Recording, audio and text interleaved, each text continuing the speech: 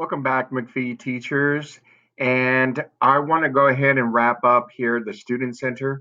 Another important area that you're going to be using or finding yourself use quite often is under the Student Center tab, managing the users. So let's go ahead and do that, and that will finish the session for the Student Center itself. Under the managing users, you're going to see several important areas. At the very beginning, when we were talking about setting up students, we did view the students where you have two choices there, which is viewing the class roster and getting the passwords, the little individual login cards for the students, and you can delete students here as well. So I'm not going to go through that. Um, Program selection, there's no point in deactivating any accounts. So program selection, we're going to leave alone. Another important feature is language settings. And under the language settings, you do have the ability to toggle. And I went ahead and left it open. So under every single question that the student sees, and I should have mentioned that earlier, they have the ability to hit the Spanish language button, and each question will be translated into Spanish for them.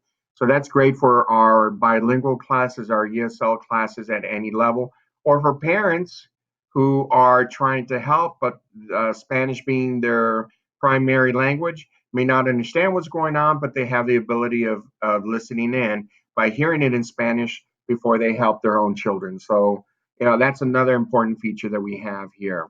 Um, so that was under languages. Let's go ahead and arrow back. The diagnostics, this is where you can unlock the different settings. So here, fourth grade, I'm looking at, just for the sake of our education purposes here, I hit Martinez homeroom. Pre-test are always unlocked and active for the students to take. However, the post-test would have to be manually unlocked. Of course, we're not going to be doing this during the months of October, November, December. We'll actually be unblocking the post-test closer to the actual start test administration, which would be, depending on which content area you're looking at, April, late April, mid-May, so we can see exactly how far the children have advanced, and you'll be able to compare the pre to the post-test results. So that's the diagnostic settings. Let me arrow back some more. Sorry about that. And we'll continue with the next level, diagnostic settings right there. And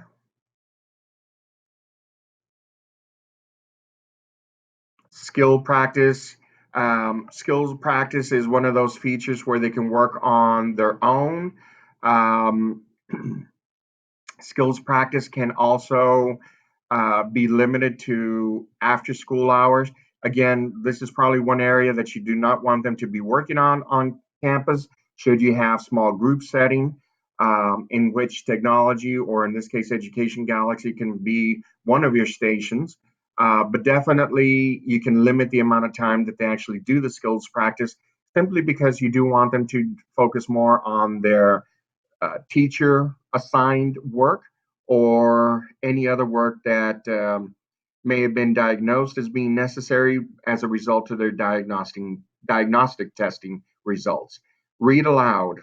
Read aloud is also a very important area here. I do have certain students with requirements for reading for one reason or another.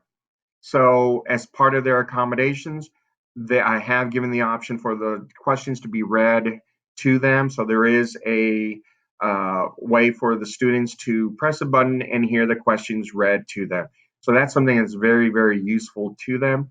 Avatar usage, you don't want kids during the day to be fooling around with this.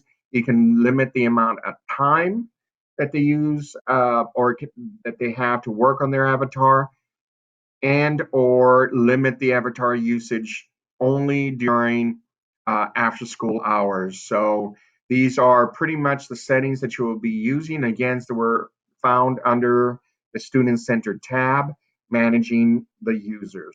Next, we'll continue with different components of Education Galaxy, and we'll pick up where we left off very soon. Talk to you soon.